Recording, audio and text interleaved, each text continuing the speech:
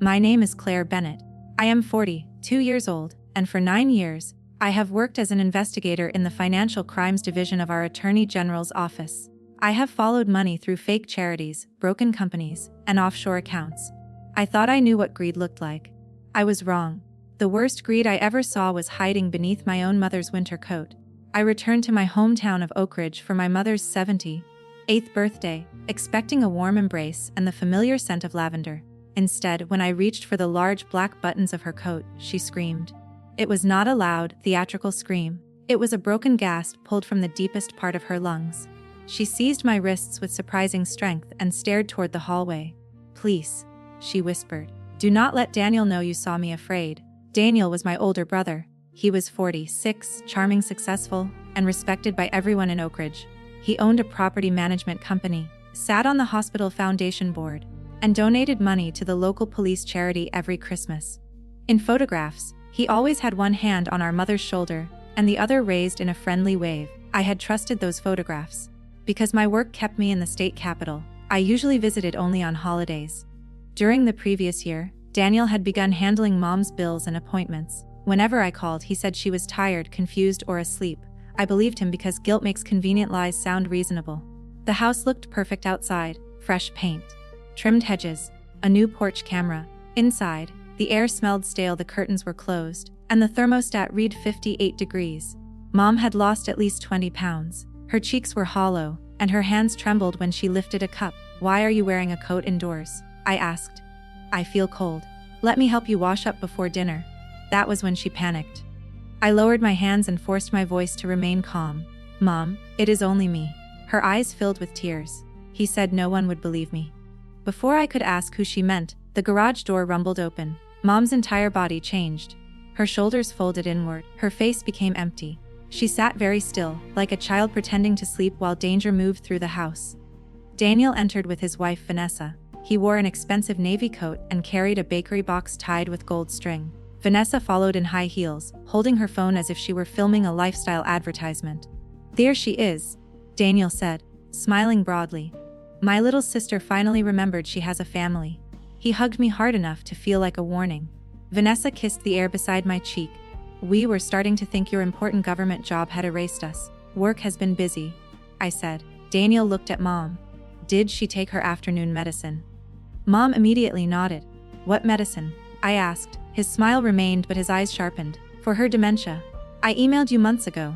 I remembered the email. It contained no diagnosis, only a message saying Mom was having episodes. When I requested medical records, Daniel told me her doctor was changing systems. "Which doctor is treating her?"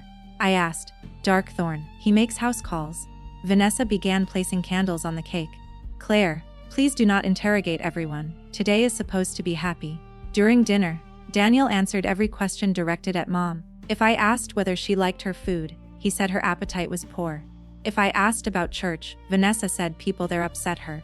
When Mom tried to mention her friend Ruth, Daniel touched her shoulder, and she stopped speaking. Then Mom's spoon fell. I bent to retrieve it. Beneath the table, Daniel's polished shoe was pressing down on her slippered foot. I looked up slowly. He lifted his shoe and smiled. "Everything all right? Perfect?" I said. That was the moment I stopped being only a daughter. I became an investigator. After dinner, Daniel announced that he and Vanessa were leaving for a charity event. He told me not to upset Mom with complicated questions. At the front door, he paused and held my gaze. "She invents things now," he said quietly. "If she tells you a frightening story, remember that her brain is failing." "Of course." He smiled again. "Good, we understand each other." I waited until their car disappeared. Then I closed the curtains, turned off the television, and knelt in front of my mother. "Mom, I need you to show me what is under your coat." She shook her head. "I will not leave you here alone. I promise." For several seconds, she studied my face as if deciding whether hope was another trap. Then her fingers moved to the first button. When the coat opened, I had to bite the inside of my cheek to stop myself from crying out. Dark bruises circled both wrists. More covered her upper arms. Around her waist was a purple mark shaped like a belt buckle. My mother looked at me and whispered, "Your brother has been waiting for me to die." I wanted to call the police immediately, but Mom grabbed my phone. "Not the local police," she begged. "Daniel knows the chief. He knows everyone." She told me the abuse had begun 8 months earlier, after she refused to sell the house. Daniel claimed the property needed repairs and convinced her to sign papers. She believed she was authorizing him to pay a contractor. Instead, one document gave him power of attorney. Once he controlled her accounts, everything changed. He took her car keys. He dismissed her longtime housekeeper. He disconnected the upstairs phone and replaced the locks.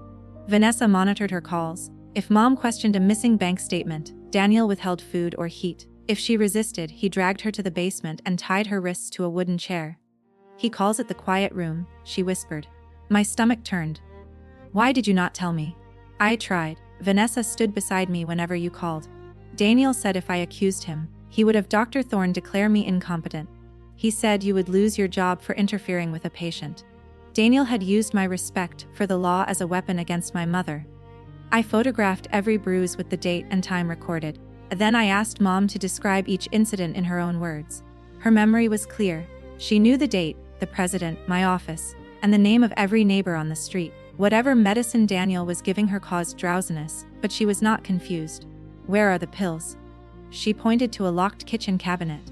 I found the key on top of the refrigerator. Inside were 3 prescription bottles. 2 labels had been peeled away.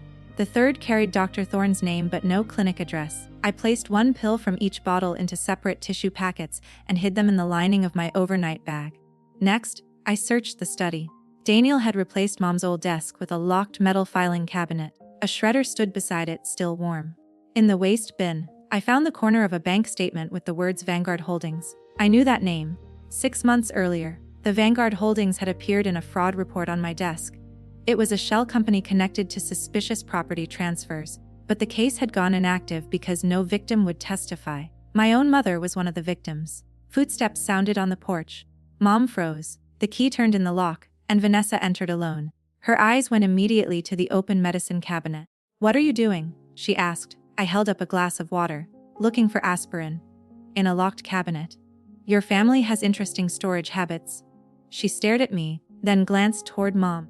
Daniel forgot his speech. "I came back to get it." Vanessa walked into the study. I heard drawers opening. When she returned, she held a blue folder against her chest. "You are staying tonight?" she asked. "It is Mom's birthday. The guest room has mold. You should use a hotel. I have slept in worse places." Her pleasant expression disappeared. "This is not one of your investigations, Claire." I smiled. "I know, it is my family." She left, but before driving away, she looked directly at the porch camera and touched her ear. Someone was listening. I turned to Mom. "Is there anywhere in this house the cameras cannot see?" "The laundry room," she said. "Daniel removed that camera after a pipe leaked." We went there and closed the door. I pulled an old prepaid phone from the emergency kit in my car. It had no connection to my government account. I called Detective Mateo Rees with the state police. We had worked together on 2 financial cases, and I trusted him. I explained the bruises, the pills, the forged power of attorney, and Vanguard Holdings. "Get her out now," Ruiz said. "Daniel will report me for kidnapping a legally incompetent adult. If the local officers stop us, he gets her back before you can secure a warrant. Then I will send troopers." "On what evidence?" "Bruises and 1 frightened statement. His lawyer will say she fell during a dementia episode." Ruiz was silent because he knew I was right. "I need proof that he is controlling her, stealing from her, and using that doctor to keep her silent." "Claire, proof is not worth your mother's life. Give me until tomorrow afternoon." He exhaled slowly. "Text me every hour. If your signal disappears, I come in." No debate, I agreed. That night, I slept in a chair beside Mom's bed. At 2 in the morning, I heard someone testing the locked bedroom door. The handle turned once, then twice. I switched on the lamp and opened the door. No one was there. But on the carpet lay a photograph of me leaving the Attorney General's building. It had been taken 3 days earlier. Written across my face in red ink were 5 words: "Go home, or she dies."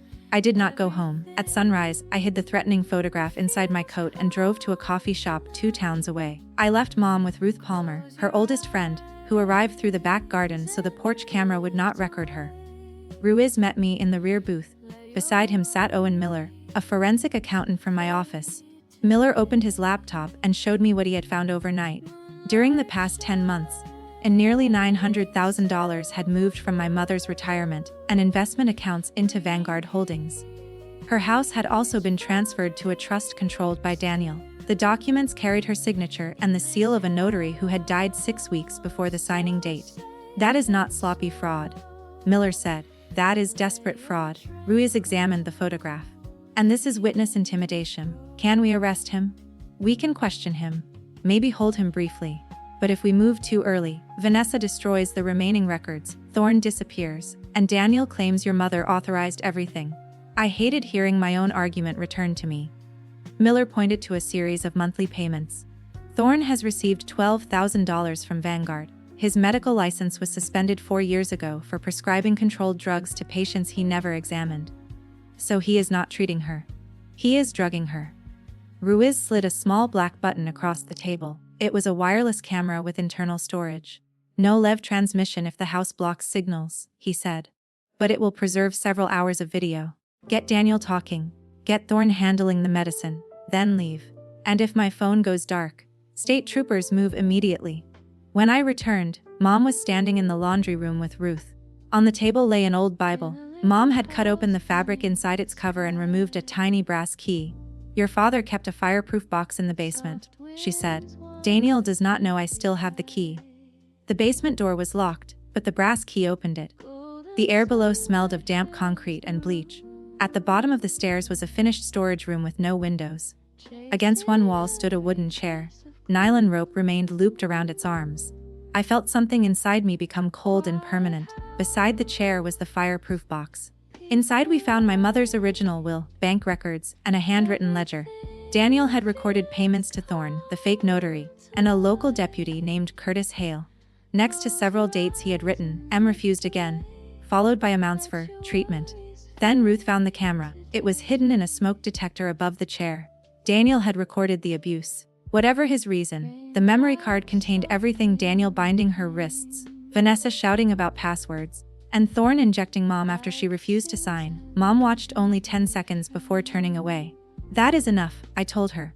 I gave the card to Ruth, who hid it in her shoe and left through the back garden. She would deliver it to Ruiz. For the first time, we had evidence Daniel could not explain away. But I wanted one more thing. I wanted his confession. That afternoon I called him. You were right, I said. Mom is worse than I realized. He paused. What happened? She accused you of stealing money. Then she claimed people tied her to a chair. It was frightening. His voice softened. I warned you. I think she needs professional care. Maybe you and I should discuss selling the house. The silence lasted 2 seconds too long. That would be best, he said. Vanessa and I will come over. Dr. Thorne should evaluate her first. Come at 6. When I hung up, Mom looked at me as if I had betrayed her. I am asking you to face him one last time, I said. But this time, he does not control the room. She touched the bruises on her wrists. What do I have to do? Tell the truth. I will handle the rest. I hid the button camera in the metal clasp of my handbag. I placed a second recorder beneath the dining table and a third behind the books on the mantel. Then I texted Ruiz the plan. At 5:40, rain began striking the windows. At 5:50, Mom said, there is something you should know. Before she could finish, the lights went out. The house fell into darkness. From the driveway came the low growl of Daniel's car. Then, somewhere beneath us, the basement door creaked open. I reached for the flashlight on my phone, but Mom stopped me. The box, she whispered. He must know. I guided her into the pantry and closed the door. In the darkness, footsteps moved across the basement floor. A beam of light appeared beneath the kitchen door, then vanished. Daniel emerged a minute later. When the electricity returned, he was standing beside the counter, perfectly dry despite the rain. Old houses, he said, always losing power. Vanessa entered through the front carrying wine. Behind her came Dr. Simon Thorne, a thin man with silver hair and a black medical bag. He wore no hospital identification. His smile was too quick, and his eyes avoided mine. Daniel hugged me. Thank you for being reasonable. I want what is best for Mom. I placed my handbag on the mantel, angling the hidden camera toward the sofa. Thorne sat beside Mom and asked what year it was. She answered correctly. He asked who I was. She gave my full name, age, profession, and childhood nickname. Her short-term confusion comes and goes. Daniel interrupted. Especially when she is unmedicated, Vanessa added. Thorne did not examine Mom. He simply opened a folder and placed a form on the coffee table. It declared her incapable of managing personal or financial decisions. If she is incompetent, why do you need her signature? I asked. Thorne's pen stopped. Daniel laughed. Government people always worry about details. Details put people in prison. Vanessa's eyes narrowed. I changed my tone. I only mean we should protect ourselves. If Mom signs while calm, no one can question it later. Daniel relaxed. Greedy people often mistake cooperation for surrender. He knelt before Mom. Sign the form, and Claire can take you somewhere comfortable. Mom looked at him. Will there be a basement? His smile tightened. What are you talking about? The chair, the rope, the injections. Thorne shifted toward his medical bag. Daniel leaned close to her. You are confused again. No, she said. Her voice trembled, but it did not break. I remember every time you hurt me. Vanessa crossed the room and closed the curtains. This is exactly why she needs medication. And the money? I asked. Does medication explain the $900,000 transferred to Vanguard Holdings? The room became completely silent. Daniel stood. You searched my records. I found Mom's records. You had no authority. Neither did a dead notary. For 1 second, fear flashed across his face. Then he smiled. You think you are clever, Claire. But Mom gave me control willingly. She begged me to protect her estate from you. Mom stared at him in disbelief. He continued, enjoying himself now. You were always the favorite. The brilliant daughter. The one Dad praised. I stayed here. I did the work. That house and that money belonged to me. So you punished her. I corrected her. There is a difference. There it was. A confession wrapped in arrogance. I heard a faint click from the handbag camera. Its storage light had changed from green to red, meaning the first memory card was full and locked. Thorne moved toward Mom. Daniel said, she had another episode earlier. I see. Thorne replied smoothly. He withdrew a large syringe and a vial of cloudy liquid. I recognized the drug class from a recent case.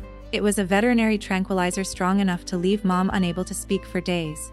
If he injected her, Daniel could claim everything she had said was meaningless. I walked toward the coffee table. Doctor, wait.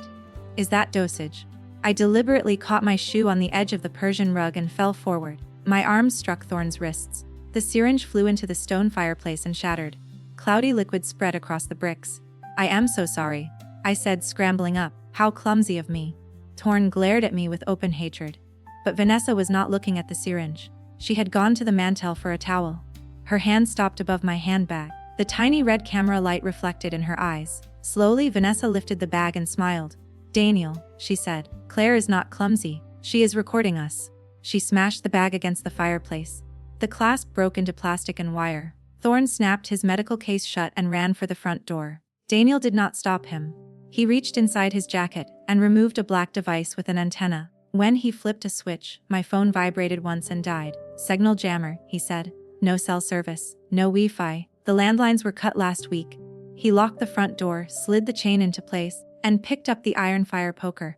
When the police come, he said calmly, they will find an intruder who killed an elderly woman and was shot by her grieving son.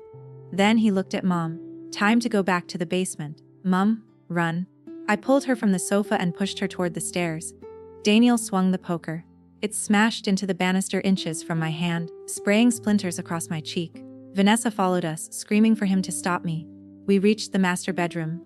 I shoved Mom inside, locked the door, and dragged an antique dresser across the floor. Together, we wedged it beneath the handle and piled a heavy armchair on top. Daniel hit the door. The frame shook. Open it, Claire! The poker struck the center panel with a hard, cracking blow. Everything went to the Attorney General last night? I shouted. The accounts, the video, the fake doctor. Warrants are already moving. On another blow split the wood. Liar, Daniel yelled. You have no signal. He was right about the signal, but he did not know I had instructed Ruiz to dispatch troopers the instant my phone disappeared from the network. Help was coming. I simply did not know whether it was 5 minutes away or 50. The iron tip burst through the door. Mom cried out and buried her face in my shoulder. He is going to kill us? No, he is not.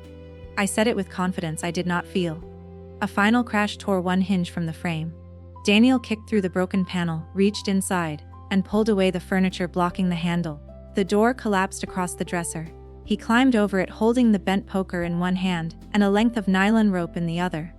You should have gone home, he said. He lunged past me and grabbed Mom's bruised arm. She screamed. I tackled him around the waist.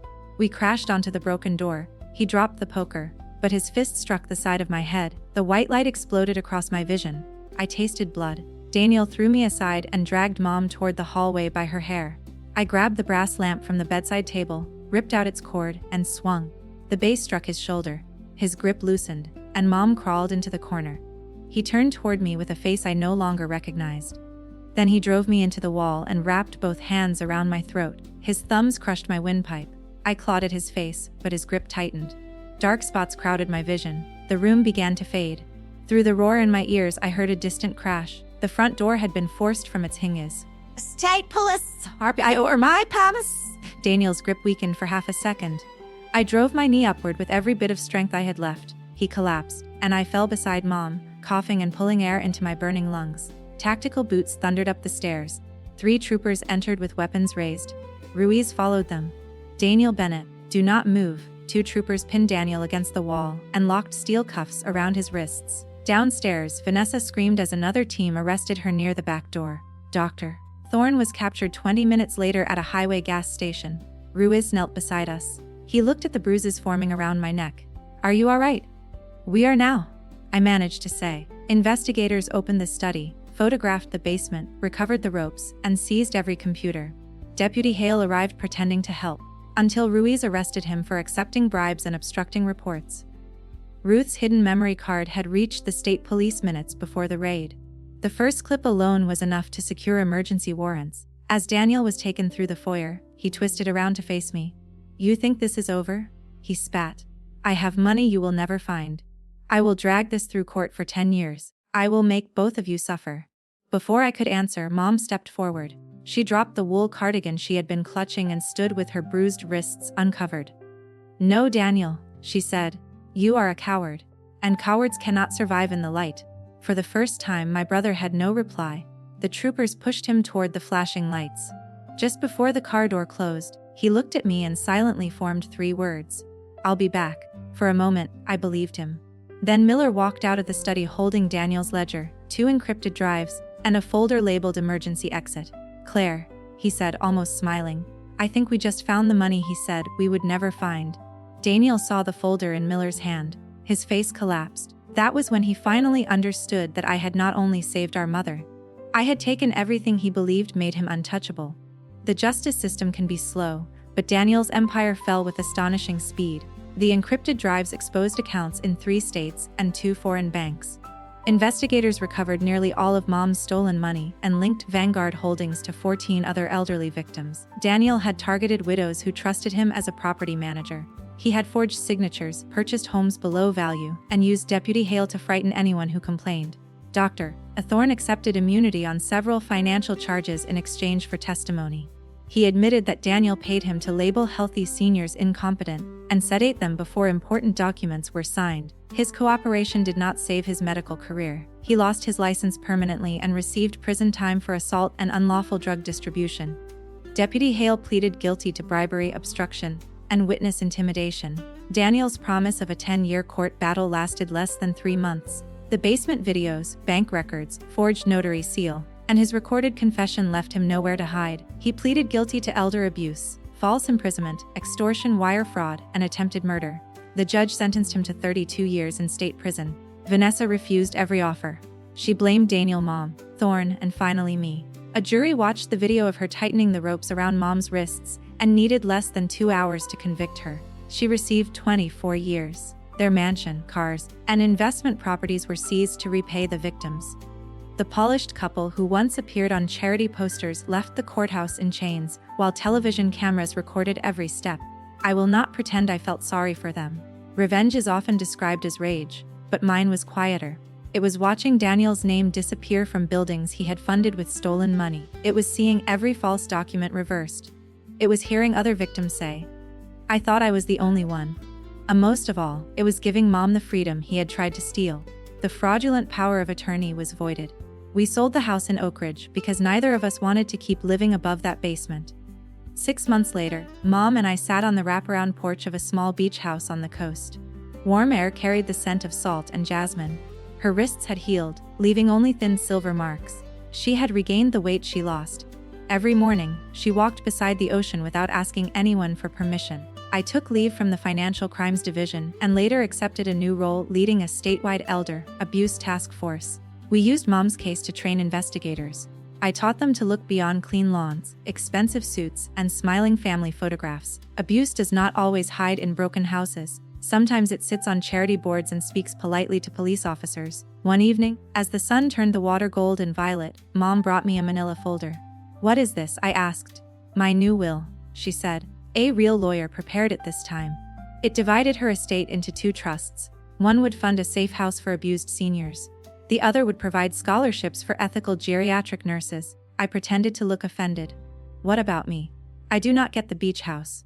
She laughed, and the sound made her seem 20 years younger. Then she placed her hand over mine. Her grip was strong. But this time it came from love instead of fear. "Claire, you already gave me the only inheritance that matters," she said. "You gave me my life back." Looking back, the story began with a coat my mother was too frightened to remove. Beneath it were bruises, but also the first piece of truth. That truth led me to stolen accounts, forged papers, an illegal doctor, a bribed deputy, and a basement my brother believed would remain hidden forever. Daniel used fear to create silence. Once Mom spoke and someone truly listened, his entire world began to collapse. The most important lesson I learned is that abuse can happen in any family, at any age, and behind any kind of door. A successful job, a respected name, or a perfect public image does not make a person safe. If someone you love becomes isolated, suddenly loses control of money, seems heavily medicated, or appears frightened of a caregiver, do not dismiss those signs. Ask questions. Record what you can legally record. Contact trustworthy professionals outside the abuser's circle. Most importantly, believe the person who is asking for help. Justice did not erase what happened to Mom. Nothing could. But justice gave her a future larger than her fear, and it transformed her suffering into protection for other people. Thank you for watching and for staying with me until the end. If this story moved you, please share your thoughts in the comments. Tell me what you would have done if you had been in my place. Please like this video, subscribe to the channel, and turn on notifications for more stories about betrayal, courage, and justice. That night, the beach house doors remained open to the warm air. There were no deadbolts, no hidden cameras, and no footsteps that made my mother tremble. My brother had tried to bury the truth in darkness. In the end, the truth did not simply set us free. It turned on every light,